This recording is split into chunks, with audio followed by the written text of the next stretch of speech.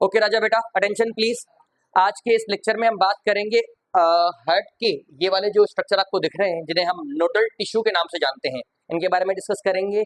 इसके अलावा cardiac muscle, वो स्पेशल टाइप की मसल जिन्होंने हार्ट की वॉल को बनाया हुआ है। और हम ये भी समझेंगे कि कार्डियक मसल की क्या स्पेशलिटी है कि वो इंसान जो कि दुनिया में आया भी नहीं है, जिसकी बर्थ भी नहीं हुई, तब से काम करना शुरू करते हैं और जब तक वो दुनिया से चला नहीं जाता, उसकी डेथ नहीं हो जाती, तब तक काम कर ही रहे होते हैं। ठीक है, क्या उनकी स्पेशलिटी वो समझेंगे। जी जी, तो मैं आपको बता रहा था कि नोडल क्या स्पेशलिटी है कार्डियक मसल्स की, वो हम देखेंगे। अच्छा, अब तक हमने इस यूनिट में पढ़ क्या दिया है। हमारी बात स्टार्ट हुई ट्रांसपोर्ट से। ट्रांसपोर्ट वो प्रोसेस जिसमें चीजें between the environment and organism exchange होती हैं and with in the organism distribute होती हैं। That is what is called the transport. Transport को कैरी आउट करने के लिए हमारे पास ट्रांसपोर्ट सिस्टम्स होते हैं। कुछ ऐसे भी ऑर्गेनिज्म है साइड बाय साइड जिनको किसी भी ट्रांसपोर्ट सिस्टम की नीड नहीं होती, जो कि यूनिसेलुलर है, जिनमें एक ही सेल है। सिंपल अपने एनवायरनमेंट से ऑक्सीजन लेंगे, अपने एनवायरनमेंट से वाटर लेंगे और जो कार्बन डाइऑक्साइड वेस्ट बॉडी में प्रोड्यूस हुआ एनवायरनमेंट को दे देंगे। लेकिन जो मल्टी सेलुलर है, उनको बाकायदगी के डेफिनेट ट्रांसपोर्ट सिस्टम की नीड होती है। उनके पास ट्रांसपोर्ट सिस्टम एग्जिस्ट करते हैं। ठीक है, जैसे हम प्लांट के केस में हमने देखा था कि सबसे पहले ट्रांसपायरेशन किस तरीके से होगा, स्टोमाटा किस तरीके से इन्वॉल्व था, गेट रिड ऑफ गैसेस अपना वाटर और गैसेस एक्सचेंज में, ये हमने समझा। और ट्रांसपोर्ट ऑफ वाटर किस तरीके से होगी, रूट किस तरीके से रिस्पॉन्सिबल है for the absorption of water. एक बार वाटर एब्जॉर्ब हो गया, उसके बाद क्या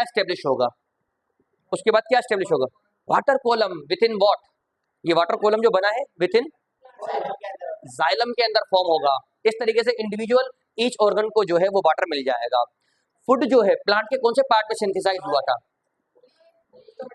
लीफ के अंदर, बाया प्रोसेस, फोटोसिंथेसिस। और किस टिश्यू के थ्रू ट्रांसपोर्ट हुआ था, फ्लोएम के थ्रू। ठीक है जी, अब तक हमने ये दो तरह के टिश्यूज मैंने आपको बताए हैं। Tissues, very good. टिश्यूज किसका कॉम्बिनेशन है, सेल्स का। वो सेल्स जिनकी कॉमन ओरिजिन है, जिनका कॉमन फंक्शन है, वो कंबाइन होते हैं और हमें एक स्ट्रक्चर प्रोवाइड करते हैं, that is what is called the tissue.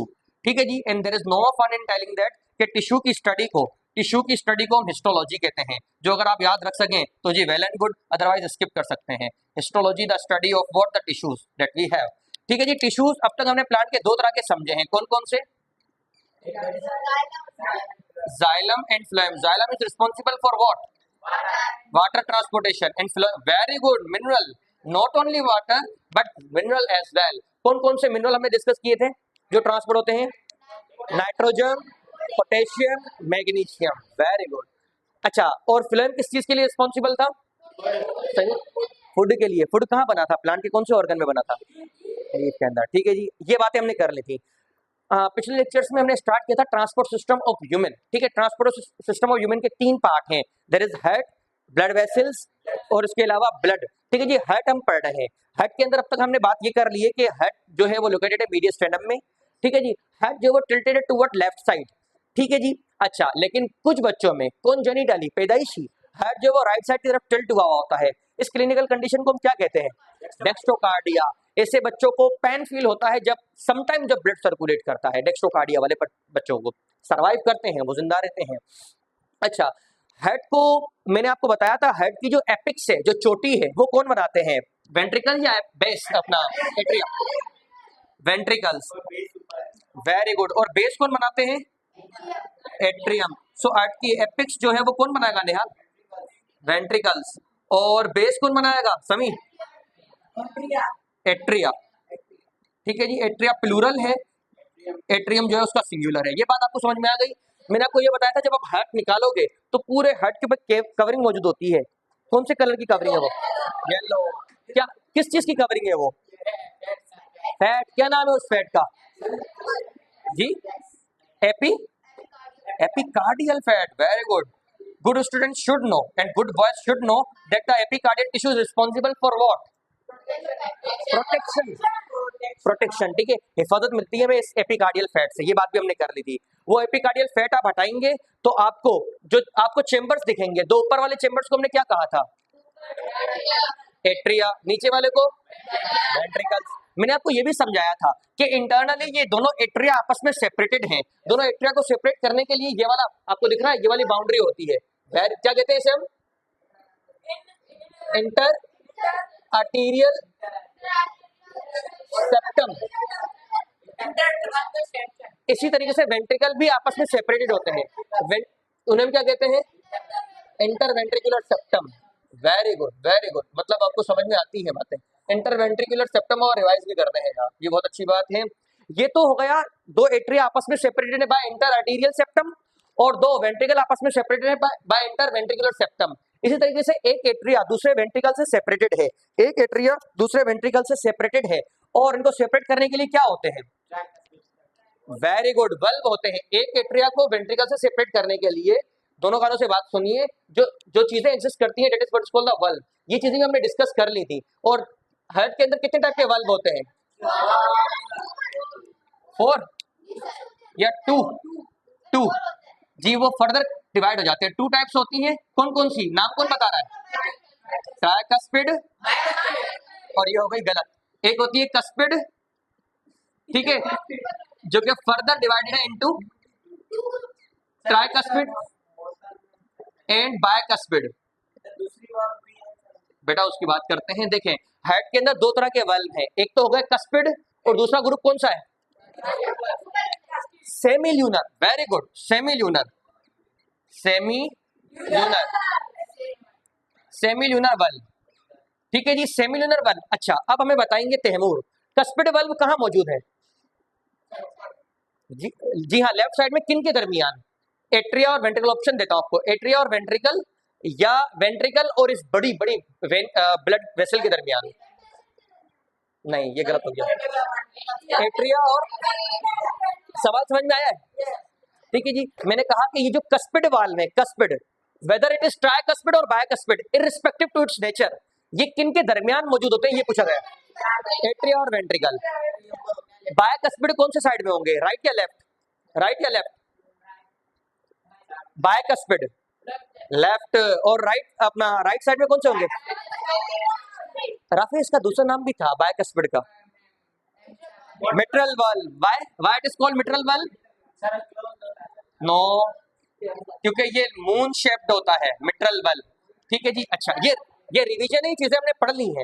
अच्छा, इसके अलावा देखिए, एक तो कस्पिड वल्व की फैमिली हो गई, और दूसरे वल्व की फैमिली को हम सेमी ल्यूनर वल्व कहते हैं, ठीक है जी। सेमी ल्यूनर वल्व एग्जिस्ट करते हैं, दोनों कानों से बातें सुनिएगा, बिटवीन द वेंट्रिकल्स, और ये बड़ी बड़ी ब्लड वेसल दिख रही हैं, जिनके नाम भी पढ़ते हैं अभी हम, इनके दरमियान, ठीक है जी। और ये सेमी ल्यूनर वल्व दो तरीके के हैं, लेकिन आप नाम याद रखो, बस सेमी ल्यूनर वल्व याद रखो, इतना। सेमी ल्यूनर वल्व, सेमी बता दे।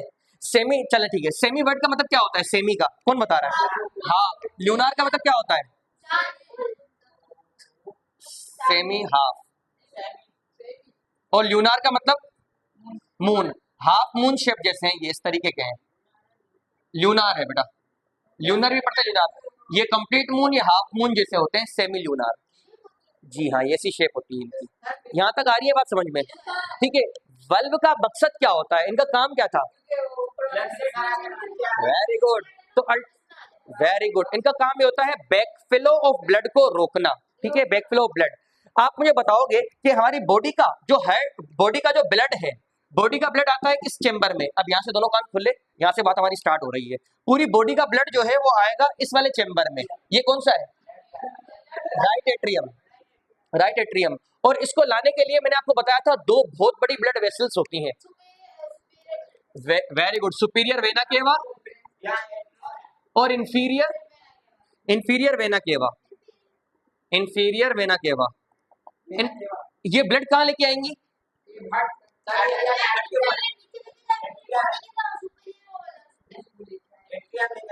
सुपीरियर और इंफीरियर वेना केवा दोनों बॉडी से ब्लड लेके आएंगी हमारे राइट एट्रियम में, ठीक है जी। सुपीरियर का काम ये कि बॉडी के जो ऊपर वाले पार्ट है, जैसे कि हमारा हेड, हमारा फेस और नेक, इसका ब्लड लेके आएगी superior vena cava into what? Right atrium.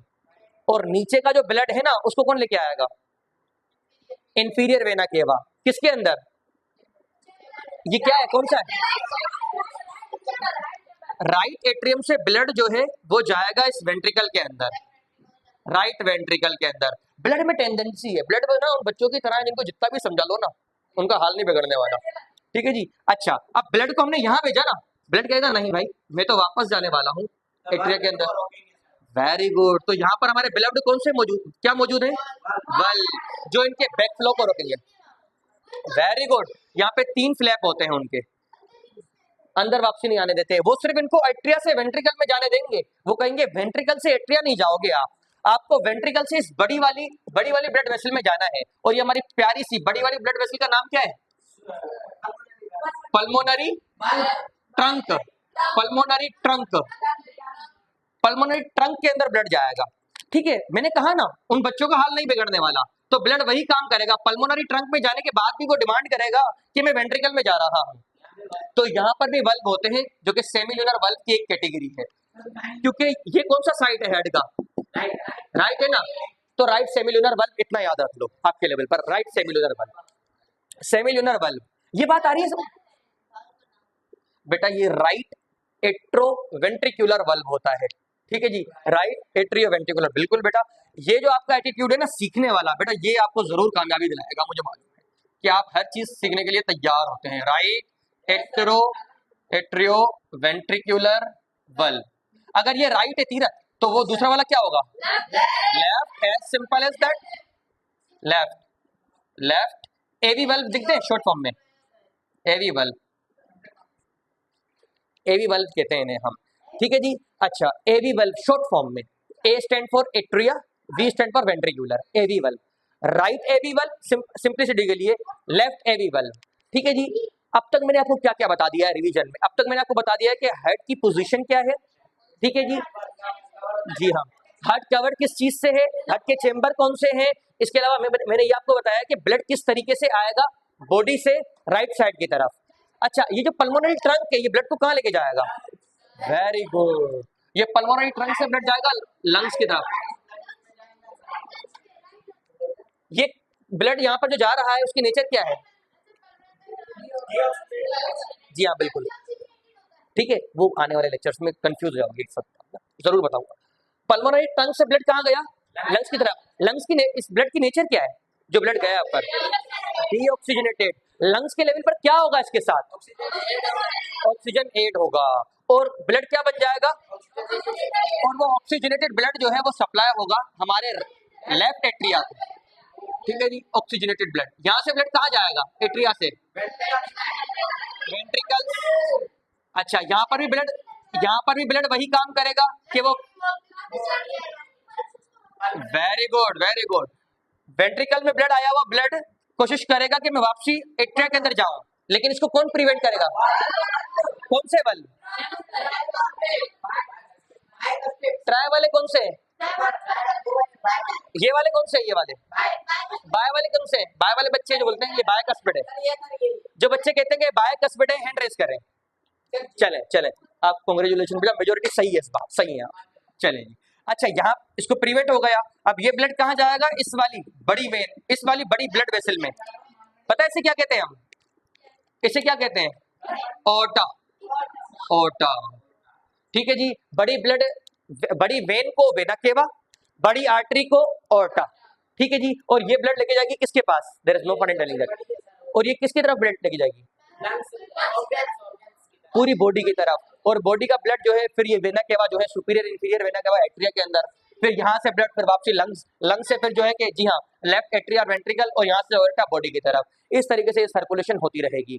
बात सुनिएगा, ब्लड की वो सर्कुलेशन जिसमें ब्लड दोनों कानों से, ब्लड की वो सर्कुलेशन जिसमें ब्लड जो है वो राइट साइड में आया और लंग्स की तरफ गया, इसे हम पल्मोनरी सर्कुलेशन कहते हैं।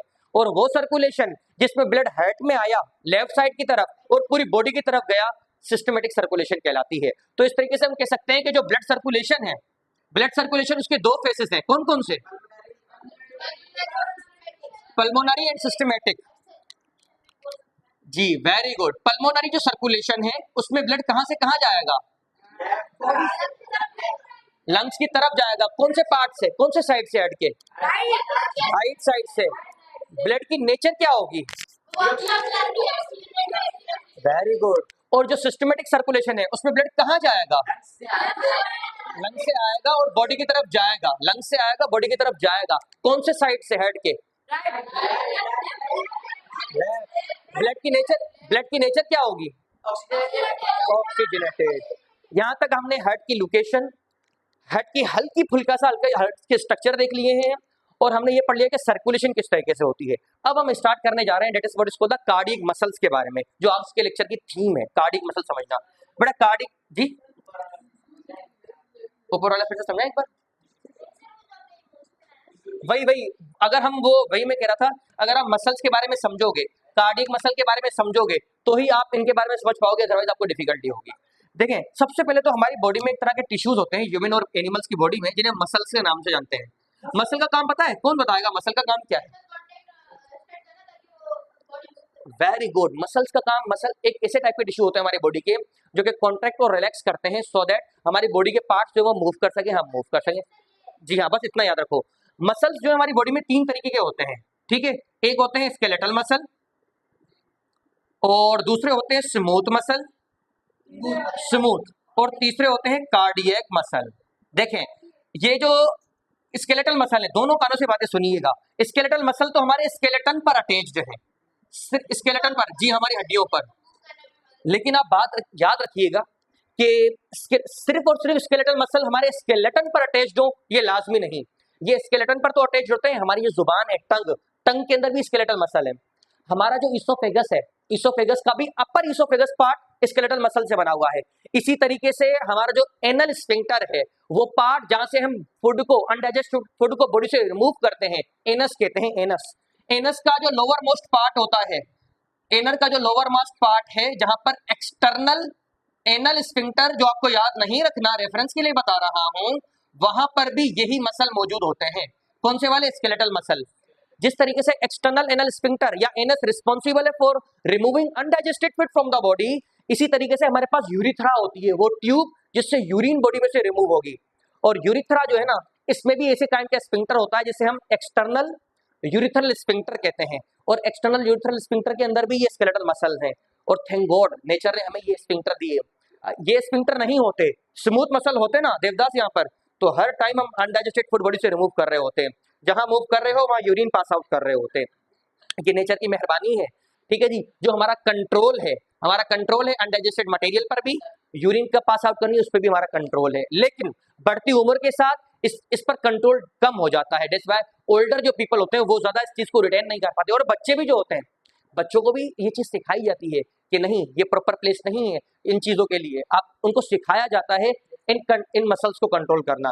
मैं तो आपको ये बता रहा था कि स्केलेटल मसल कहाँ कहाँ मौजूद है, ठीक है जी। अच्छा, जो समझ में आ रही है बातें, या मैं अपने आप को बता रहा हूँ, सिर्फ पढ़ा रहा हूँ? चले जी, स्मूथ मसल पढ़ते हैं। स्मूथ मसल कहाँ है हमारे? जी हाँ, हमारी बॉडी के जो होलो ऑर्गन्स हैं, ऐसे ऑर्गन जो अंदर से खाली हैं। कोई एग्जांपल देंगे? कौन देगा एग्जांपल उसको? स्टमक। इनफैक्ट पूरा डाइजेस्टिव ट्रैक्ट जो है, पूरा digestive tract, oesophagus, stomach, large small intestine, जी हाँ, वो पूरा अंदर से खाली है ना। तो ऐसे जितने भी होलो ऑर्गन है, उनकी लाइनिंग, उनकी बाउंड्रीज बनाने की जिम्मेदारी स्मूथ मसल की, ठीक है। तो यहाँ पे लिख दूं boundaries of hollow organ. Boundary, ये बात आ रही है समझ में या नहीं? Boundary of hollow organ. मुझे पता है आप सब इंटेलिजेंट हो। होलो यानी जो अंदर से खाली है, जी, ठीक है जी।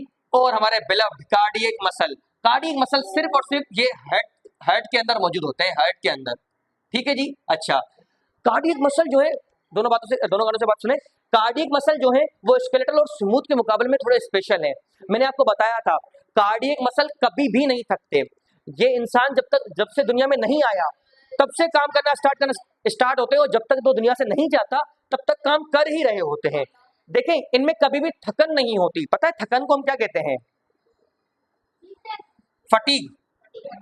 इनमें कभी फटीग नहीं होती। ये दोनों जो मसल्स है ना, ये थक जाते हैं। ये दोनों जो है, इनमें फटीग हो जाती है, ये थक जाते हैं। हमारे कार्डियक मसल नहीं थकते। क्यों नहीं थकते? इनमें स्पेशलाइजेशन क्या है मैं आपको नहीं बता रहा, सिर्फ एक बात बताता हूं जो अगर आप याद रख सकें उसके लिए। इनके अंदर अमाउंट ऑफ ग्लाइकोजन, इनके अंदर अमाउंट ऑफ ग्लाइकोजन ज्यादा होता है इन दोनों के मुकाबले में। जी हाँ, जी हाँ, जी हाँ, इनके अंदर अमाउंट ऑफ ग्लाइकोजन। बेटा ग्लाइकोजन क्या है? ये एक रिजर्व सोर्स ऑफ एनर्जी है, एक कार्बोहाइड्रेट है।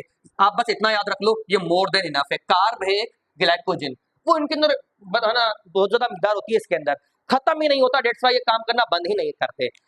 आपको कार्डियक मसल समझ में आ गए? अब देखें, ये कार्डियक मसल जो है पूरी हमारी हार्ट को बनाएंगे। ठीक है जी। कार्डियक मसल में से 99% कार्डियक मसल, 99% कार्डियक मसल तो सिंपल है, ये बात समझने की है। 99% कार्डियक मसल तो सिंपल होते हैं, बताता हूं आपको। 1% जो है वो स्पेशल है, जैसे हमारी जिंदगी में होते हैं ना स्पेशल लोग, ठीक है ना, स्पेशल लोग होते हैं, कम ही होते हैं, हमारे हार्ट का एक अलग ही जगह होती है उनके लिए, ठीक है ना।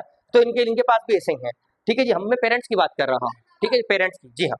तो 99% हार्ट के जो मसल है वो सिंपल, कोई स्पेशलाइजेशन नहीं है। 1% जो है वो स्पेशलाइज्ड हो जाते हैं, और 1% जो स्पेशलाइज्ड हो जाते हैं ना, वो आपको इमोजी की फॉर्म में दिख रहे हैं यहाँ पर, इन पर अभी आ रहे हैं। मैंने अब तक आपको ये बताया कि मसल्स कितने टाइप के होते हैं, हार्ट के अंदर कौन से टाइप के मसल पाए जाते हैं। 99% सिंपल है, 1% स्पेशलाइज हो जाते हैं। अब जल्दी से मैं आपको बता देता हूं, टाइम ओवर हो रहा है बेटा। ये वाला जो है ना, ये वाला, ये एसए नोड है, एसएएन, इसे हम एवीएन कहते हैं। ये वाला जो इनके दरमियान आपको ब्लैक ब्लैक दिख रहा है दोनों वेंट्रिकल्स के दरमियान, इसे हम बंडल ऑफ हिस कहते हैं। नाम बताऊं या ना बताऊं? बंडल ऑफ हिस कहते हैं। और इनसे जो ब्रांच निकली हुई है ना, ये वाली दोनों साइड, ये पुरकिंजे फाइबर है। तो इस तरीके से हमने क्या समझा, ये समझा कि 1% जो स्पेशल हो गया है ना, उसके अंदर 4 पार्ट आते हैं समी। ऊपर वाला पार्ट एसएएन, नीचे वाला एवीएन, ये जो है ये बीच वाला, ये बंडल ऑफ हिस, नीचे पुरकुंजे फाइबर। ठीक है, स्पेशल क्यों है, ऐसा स्पेशल क्या है इनके अंदर? इनमें स्पेशलाइजेशन ये है कि ये करंट जनरेट करते हैं, करंट। ठीक है जी, करंट, उस करंट को हम इम्पल्स के नाम से जानते हैं, इम्पल्स। देखें बेटा, हमारी बुक देखेंगे तो उसमें एक अलग से सेक्शन दिया गया है जी। हमारी बुक में सेक्शन दिया गया है कि अगर आप हार्ट को बॉडी से निकाल के भी रख दोगे तो भी बीट करता रहेगा। ह्यूमंस का जो हार्ट है वो मायोजेनिक है, मायोजेनिक। मायोजेनिक का मतलब ये है कि ऐसे काइंड का हार्ट, ऐसे काइंड का हार्ट जिसको अगर आप बॉडी से बाहर भी निकाल दो तो भी वो बीट करता रहेगा, अगर ऑक्सीजन न्यूट्रिशन सप्लाई कर रहे हो तो। एक होता है न्यूरोजेनिक हार्ट, जो कि दूसरे एनिमल्स में एग्जिस्ट करता है। न्यूरोजेनिक हार्ट जो है वो मोहताज है ब्रेन का, हमारा हार्ट ब्रेन का मोहताज नहीं है। ठीक है, वो अपने इम्पल्स जनरेट कर सकता है, किसकी मदद से? इन स्पेशल इमोजीज की मदद से, जिसमें एसएएन, एवीएन, इसके अलावा बंडल ऑफ हिस, परकेंजे फाइबर आते हैं। ठीक है, किस तरीके से खराब होते हैं, फिर इसका काम एवीएन ले लेता है, उसकी बात हम अगले लेक्चर में करेंगे। यहाँ तक कोई बात, कोई चीज जो आपको ना समझ में आई हो, पूछ सकते हो जरूर, कोई बात ऐसी नहीं है। चले ठीक है।